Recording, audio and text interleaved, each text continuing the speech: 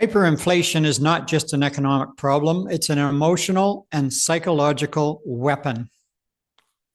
It slowly erodes stability, confidence, and the ability to plan for the future.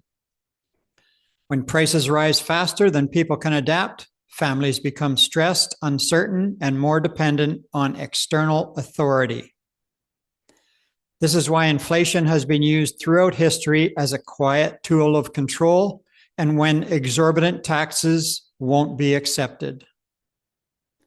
We are now in hyperinflation. Hyperinflation creates an illusion of scarcity, even when real resources are all around us.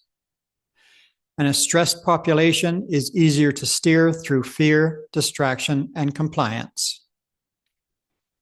But when we step back, we see truth clearly. Hyperinflation is not evidence of personal failure. It is evidence of systemic corruption. It is the breakdown of an economic terrain, not the breakdown of an individual. Recognizing this removes the shame and confusion that so many people carry about their financial situation.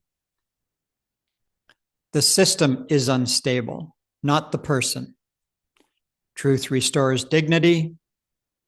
Truth is freedom.